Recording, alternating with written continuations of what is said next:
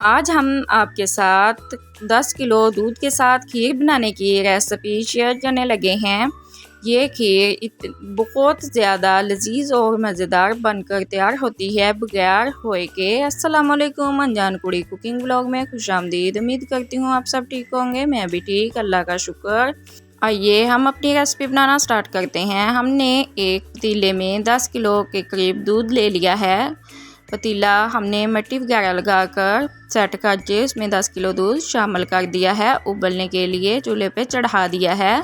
उसके बाद हम आधा पाव के करीब बादाम ले लेंगे। बादाम को हम भिगो के रख देंगे, इसका छिलका अच्छे से उतर जाएगा।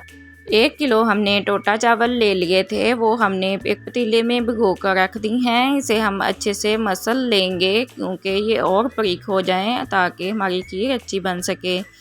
उसके बाद दूध उबल गया है हमारा। उबलते हुए दूध में हम जो चावल भिगो के रखे थे वो पानी निकाल के आहिस्ता आहिस्ता से चावल डाल देंगे पतीले में। चावल हम इकट्ठे नहीं डालेंगे क्योंकि जो पानी नीचे रह जाएगा वो भी इसमें चला जाएगा, फिर हमारी खीर अच्छी बनकर तैयार नहीं होगी। दूध को हम अच्छे से पहले उबाल आने देंगे, उसके बाद हम जो भीगे हुए चावल है वो डालेंगे।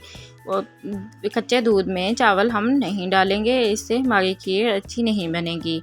और हमने आहिस्ता आहिस्ता से सारे चावल डाल दिए हैं। जो पानी रह गया था वो हमने फेंक देना है और जो चावल इसमें बाकी बचे हैं वो भी हाथों की मदद से निकाल के पतीले में डाल देंगे। कोई भी चीज़ हम ज़ाया नहीं होने देंगे। सारे चावल डालने के बाद हम अच्छे से दूध में चावलों को मिक्स करेंगे। चम्मच चला के इसे ढक के रख देंगे हल्की आग पे पकने के लिए। इधर हमने 8 से 10 दाने इलायची के ले लिए हैं। उसके बाद सौगी ले ली है, गिरी ले ली है और इसे हम अच्छे से काट लेंगे। बादाम ले लिए हैं जो हमने भिगो कर रखे थे। इलायचियों के हमने बीज निकाल लिए हैं और जो बादाम भिगो के रखे थे उनके छिलके भी उतार लिए हैं। ये बरादा है खोपरे का, ये भी हमने लिया है खीर में डालने के लिए। सौगी है और गिरी को भी हमने काट लिया है टुकड़ों में। गिरी और सौगी में हम पानी डाल के रख देंगे क्योंकि इस पे मिट्टी लगी हुई होती है। भीगने के बाद ये थोड़ा फूल भी जाएंगे और मिट्टी भी निकल जाएगी। इधर हमारी खीर लगभग बनकर इतनी तैयार हो गई थी। उसके बाद हम इसमें चीनी डालेंगे। चीनी की हम तकरीबन 5 प्याली चीनी डालेंगे। 10 किलो दूध है तो 5 प्याली चीनी की जाएगी इसमें, तभी हमारी खीर मीठी और मज़ेदार बनकर तैयार होगी।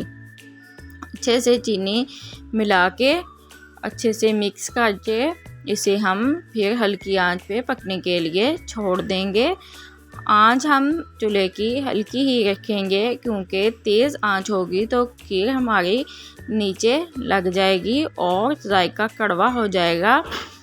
तो हम आंच धीमी रखेंगे और इसे पकने देंगे। पकने के बाद तकरीबन ऐसी हो गई है हमारी खीर। उसके बाद हम डालेंगे इसमें गिरी कटी हुई, सारी पानी से निकाल के डाल देंगे इसमें। उसके बाद हम डालेंगे सौगी, वो भी हम उसका पानी नीचे रहने देंगे और सौगी के लिए हम खीर में डाल देंगे। इसे डालने के बाद हम इसमें जो बादामों के छिलके उतारे हुए हैं वो भी अच्छे से डाल देंगे खीर में। खीर में डालने के बाद माशाल्लाह से हमारी खीर की लुक कितनी अच्छी और प्यारी बनकर आई है।